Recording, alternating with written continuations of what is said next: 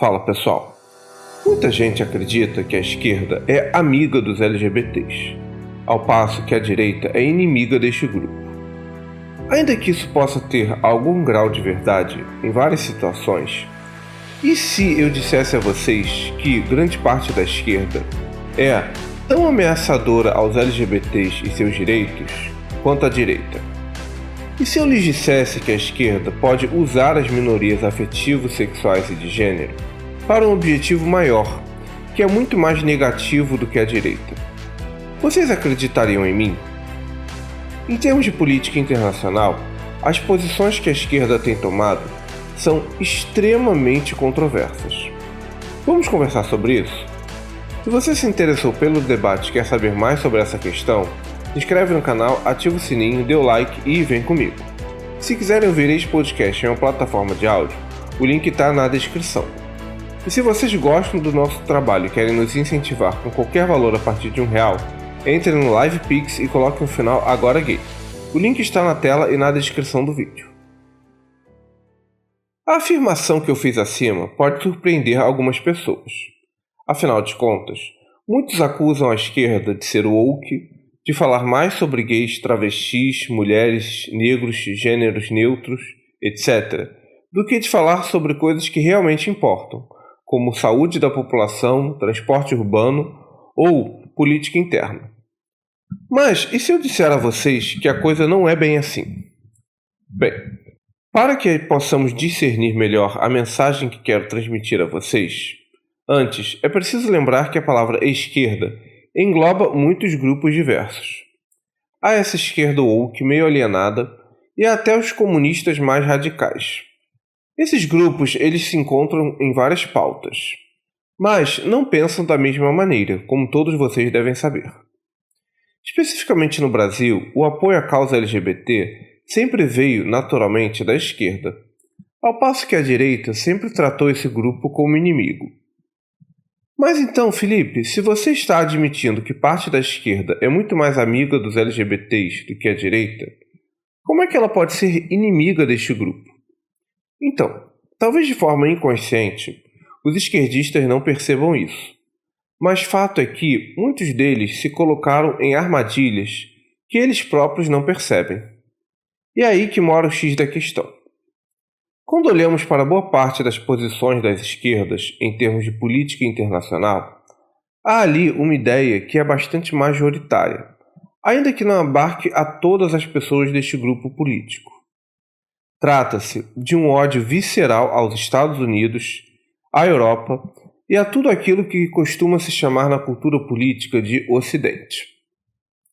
Esse sentimento advém de toda uma produção intelectual que se coloca como antirracista, anticolonial e anti-imperialista.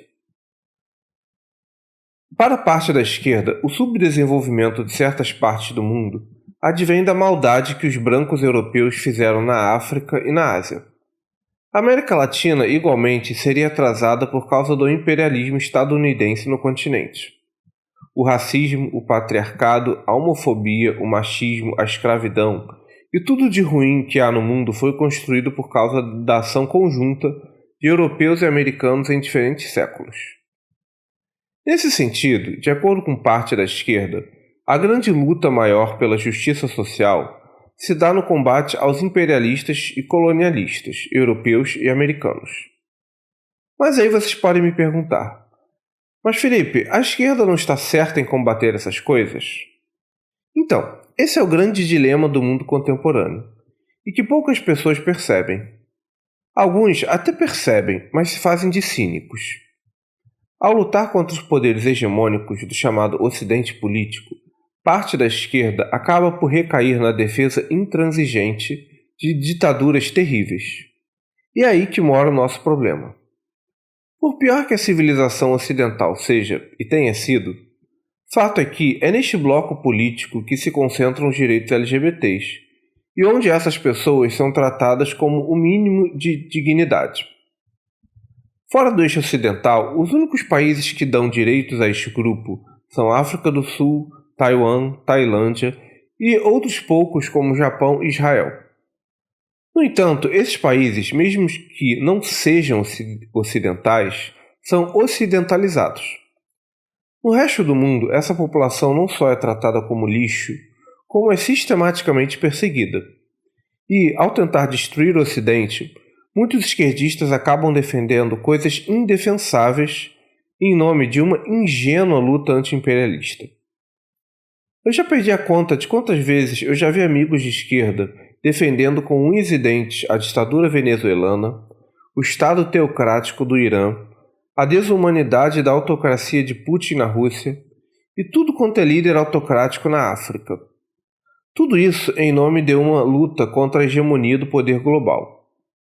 Se você é de esquerda e pensa assim, eu tenho enorme respeito por você, mas eu acho que as suas opiniões são extremamente bobas e equivocadas, ainda que cheia de boas intenções pelos fracos e oprimidos. Quando conversamos com pessoas de esquerda, elas têm toneladas de argumentos que fazem muito sentido histórico.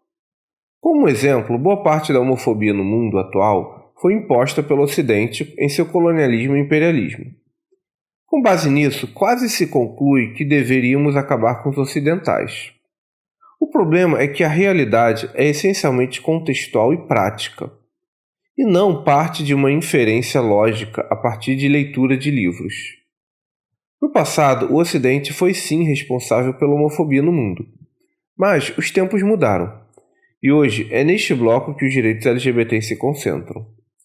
E nos eixos alternativos de poder, não há nenhum laivo de mudança de uma homofobia cruel e institucional.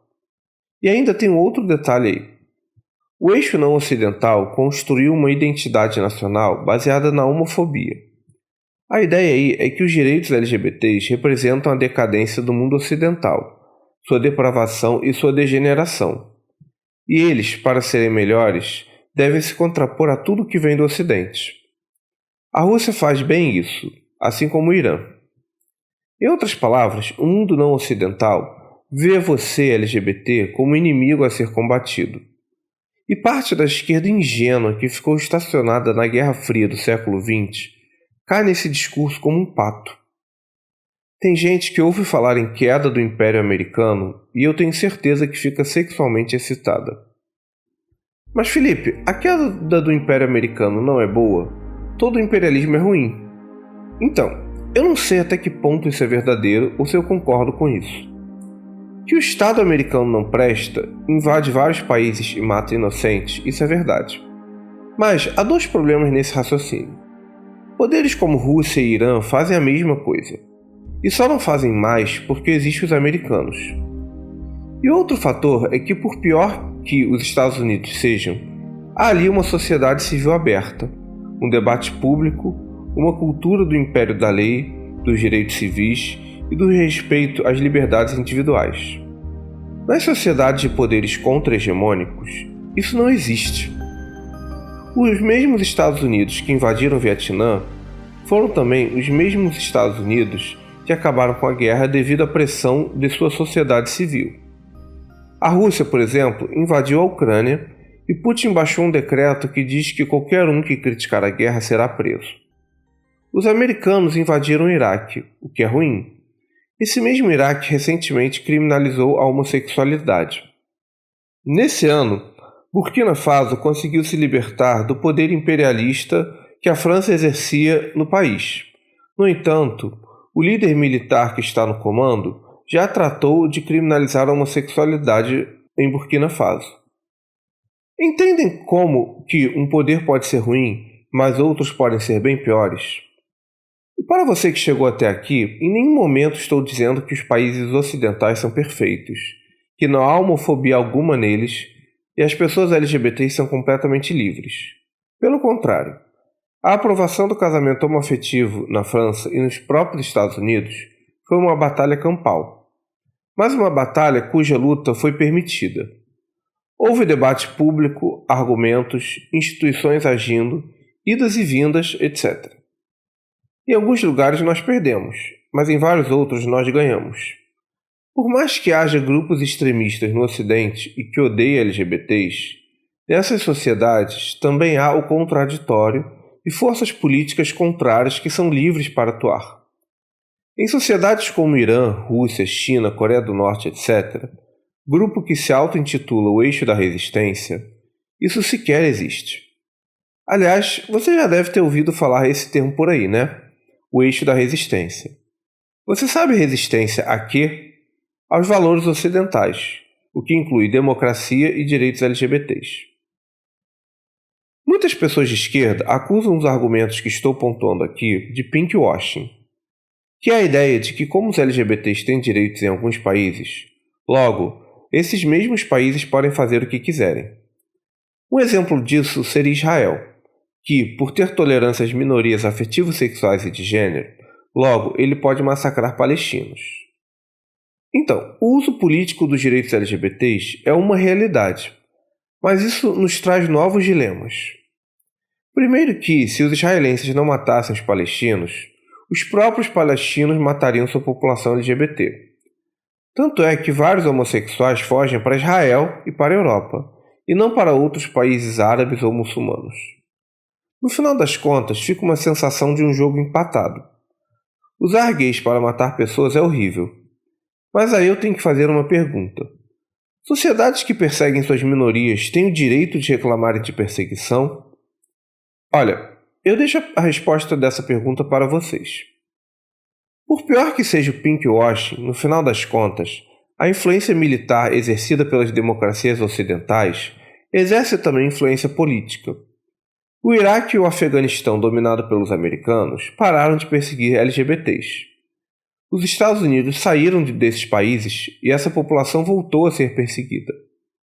Por mais terrível que tenha sido a Europa no passado, ou sejam os americanos hoje, ao menos essas sociedades nos dão liberdade de criticá-las, algo que não existe nos poderes contra-hegemônicos.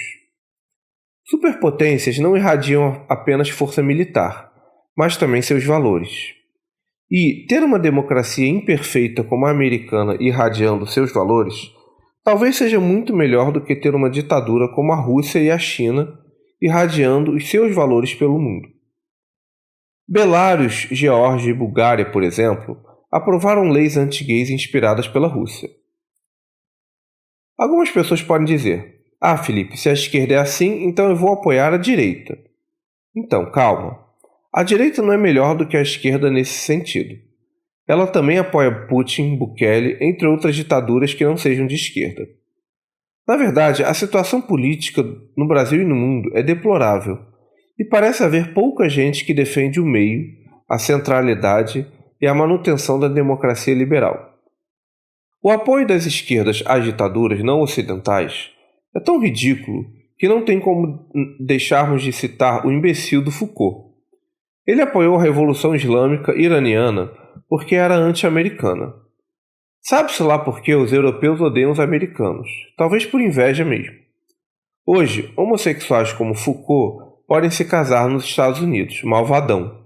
Mas no Irã, pessoas como Foucault são enforcadas. É uma pena que esse intelectual francês não esteja mais vivo. Ele merecia dar explicações dessa estupidez. Por fim, se você é de esquerda e ou LGBT, eu faço uma pergunta muito honesta e o convido à reflexão. Por mais ódio que você tenha aos americanos e aos europeus, por qualquer razão que seja, vale a pena se aventurar nessa onda anti-imperialista para apoiar ditaduras militares e teocráticas não ocidentais? É isso que você gostaria para o seu país? Se sim, então você não é muito diferente do bolsonarista de direita. Se não, então por que você defende isso para o país dos outros? Aos LGBTs, eu sugiro que não caiam nesse papo decolonial e anti-imperialista, porque há uma cobra extremamente venenosa que serpenteia por essa grama. Quando você mal se der conta, ela vai te matar. Mas e vocês, o que pensam sobre essas questões? Este foi um programa do canal Ágora Gay, um espaço para conversarmos sobre filosofia, religião, política e cultura do seu ponto de vista gay. Eu sou Felipe Dias. Lembro que este podcast é um recorte de um tema complexo. Mesmo que você não concorde com tudo, meu objetivo é iniciar um diálogo para ele ser aprofundado por outros pontos de vista. Deixe nos comentários o que você pensa sobre essa discussão, sugestões e críticas construtivas. Também os convido a ver os vídeos mais antigos do canal e a seguir a gente nas redes sociais cujos links estão na descrição. Lembrando que o Ágora Gay é um espaço dedicado à conversa e aos argumentos e não às ofensas. Até a próxima, pessoal! Valeu!